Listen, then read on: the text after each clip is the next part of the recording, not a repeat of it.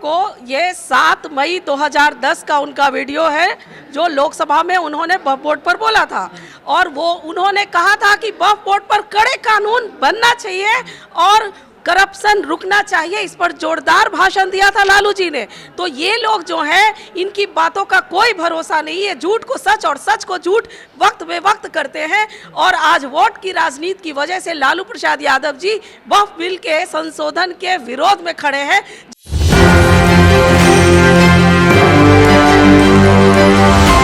वक्फ संशोधन बिल को लेकर जहां एनडीए की सरकार पेश कर रही है, वहीं दूसरी ओर विपक्ष की ओर से इसको लेकर जोरदार हमला बोला जा रहा है। विपक्ष साफ तरीके से कह रहा है कि ये उनके साथ कहीं ना कहीं ये उनके अधिकार को छीना जा रहा है, कानून का दुरुपयोग किया जा रहा है। सरकार सत्ता में है, इसलिए जो मन चाहे वो कर रही है। इसी मुद्दे को लेकर हमारे साथ बातचीत करने के लिए बीजेपी प्रवक्ता अनामिका पासवान जी हैं कि वक्फ संशोधन बिल को लेकर इनकी क्या राय है, और साथ ही वक्फ संशोधन बिल लागू होता है तो क्या कुछ कहना चाहेंगे? जी देखिए, पहले तो मैं ये बताना चाहती हूँ कि वक्फ है क्या, बहुत लोगों को समझ में ही नहीं आ रहा है। वक्फ वो ज़मीनें थीं जब भारत और पाकिस्तान का बंटवारा हुआ था और पाकिस्तान से हिंदू समाज के लोग, सिख समाज के लोग, ईसाई समाज के लोग जब पाकिस्तान छोड़कर भारत आए तो उनकी ज़मीनों को पाकिस्तान की सरकारों ने रख लिया अपने पास। लेकिन भारत से जो मुसलमान पाकिस्तान गए भारत को छोड़कर, उनकी ज़मीनें चली गई वक्फ बोर्ड में। तो ये कहाँ का न्याय है?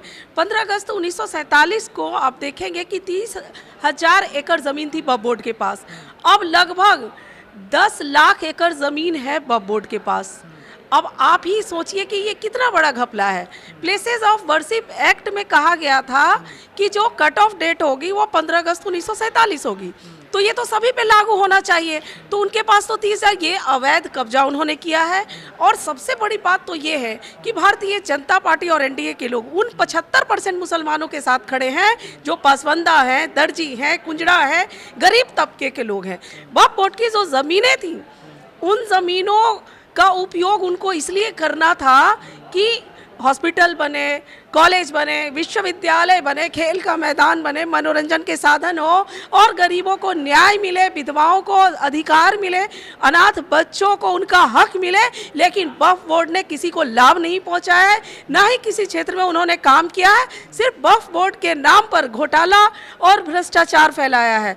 तो यह संशोधन बहुत ही आवश्यक है गरीब मुसलमानों के लिए। इससे इस वक्फ बोर्ड के संशोधन में आप देखेंगे कि इसमें सबसे ज़्यादा फ़ायदा उन गरीब मुसलमानों को मिलेगा जिनका हक वक्फ बोर्ड ने छीना है।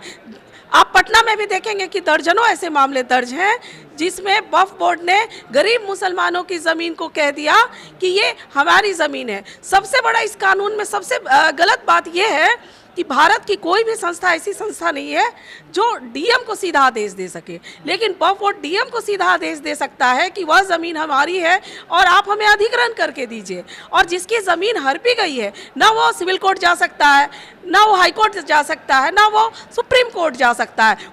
उसको वक्फ के ही कोर्ट में जाना पड़ेगा। ये तो इसमें बहुत ही संशोधन की ज़रूरत है। और इस संशोधन से निश्चित तौर पे उन मुसलमानों को फ़ायदा होगा जिनको कभी लाभ नहीं मिला है।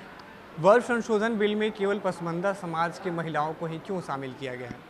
देखिए, आप ये देखिए कि मुसलमान समाज में भी जातियां हैं और सबसे गरीब अगर कोई माना जाता है तो वह पसवंदा समाज माना जाता है। और पसवंदा समाज को उनका हक बिल्कुल मिलना चाहिए। आप देखेंगे कि वक्फ बोर्ड के नाम पर सिर्फ कटमुल्ला, मुल्ला और मौलवी ने हक जताया है और उन्होंने बहुत घोटाले किए। जिसका किराया 50,000 होना चाहिए, उन्होंने 500 रुपया दर्शाया और सारा अपने पॉकेट में रखा है। आज खरबों रुपया का घोटाला हुआ है। ये जो वैसी चिल्ला रहे हैं 300 करोड़ का घोटाला तो उन्होंने किया है। यहाँ वक्फ बोर्ड ने तो इतनी हालत खराब कर दी है भारत की कि उन्होंने इलाहाबाद हाई कोर्ट को बता दिया कि ये हमारी ज़मीन है। उन्होंने दिल्ली के कश्मीरी गेट के बगल के मस्जिद को होटल में तब्दील कर दिया। उन्होंने एक गुरुद्वारे को कह दिया कि ये वक्फ बोर्ड की ज़मीन है। अरे भाई, आप कागजात पेश करो। अब तो रजिस्ट्री होगी और गैर मुस्लिम धर्म के लोगों का भी वक्फ बोर्ड में अति आवश्यक है प्रवेश करना, ताकि भ्रष्टाचार को रोका जा सके। विपक्ष इसको लेकर जोरदार विरोध कर रहा है, कह रहा है कि उनके साथ ही अत्याचार हो रहा है।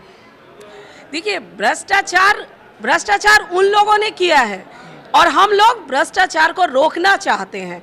और विपक्ष जो है सिर्फ मुसलमान जाति के वोट बैंक की राजनीति कर रहे हैं। आपको याद होगा सच्चर कमेटी की रिपोर्ट में कहा गया था कि भारत के मुसलमानों की स्थिति अनुसूचित जातियों से भी खराब है। अरे भाई, एक तरफ ये समाज 9,30,000 एकड़ जमीन दान में दे रहा है और एक तरफ आप कह रहे हैं कि सबसे गरीब मुसलमान है। तो या तो सच्चर कमेटी की रिपोर्ट गलत है या कहीं से इतना दान देने वाला समाज गलत है। तो आप इसको कैसे आंकेंगे? तो कांग्रेस ने भ्रष्टाचार को फैलाया है, हमारे मोदी जी ने भ्रष्टाचार को रोकने का प्रयास किया है। इससे हक अधिकार मिलेगा उन पसमानदा गरीब मुसलमानों को जिनको मिलना चाहिए। लालू यादव का एक वीडियो भी वायरल हो रहा है जो 2010 का है, उसमें वो वर्ल्ड संशोधन बिल का जो है वर्ल्ड संशोधन बिल लाने की बात कह रहे हैं, लेकिन आज वही महागठबंधन का हिस्सा लालू प्रसाद भी हैं और लालू जी की पार्टी पूरा विरोध कर रही है। मैं बताती हूँ आपको, ये 7 मई 2010 का उनका वीडियो है जो लोकसभा में उन्होंने वक्फ बोर्ड पर बोला था और वो उन्होंने कहा था कि वक्फ बोर्ड पर कड़े कानून बनना चाहिए और करप्शन रुकना चाहिए। इस पर जोरदार भाषण दिया था लालू जी ने। तो ये लोग जो हैं, इनकी बातों का कोई भरोसा नहीं है। झूठ को सच और सच को झूठ वक्त बे वक्त करते हैं और आज वोट की राजनीति की वजह से लालू प्रसाद यादव जी वक्फ बिल के संशोधन के विरोध में खड़े हैं, जबकि 2010 में यही लालू प्रसाद यादव जी समर्थन में खड़े। तो आप देख लीजिए ना, ये लोग कितने बड़े झूठे हैं। तो ये थे हमारे साथ बीजेपी प्रवक्ता अनामिका पासवान, जिनसे वर्ल्ड संशोधन बिल को लेकर हमने बातचीत की। अब ऐसे में देखना यह है कि जहां एनडीए की सरकार वर्ल्ड संशोधन बिल को पेश कर रही है, वहीं विपक्ष इसको जोरदार इसका बहिष्कार कर रहा है। वर्ल्ड संशोधन बिल को लेकर आज दोनों सदनों में जो है बहस भी चल रही है, वोटिंग भी चल रही है। नतीजा इसका जल्द ही आने वाला है। अब देखने वाली बात होगी कि क्या कुछ होता है। वर्ल्ड संशोधन बिल लागू होने के बाद क्या सच में बिहार में इसको लेकर कोई बवाल होगा मुस्लिम समाज के द्वारा। कैमरे पे सहयोग कर रहे समर कुमार डे के साथ सितेश सिंह की रिपोर्ट पटना से।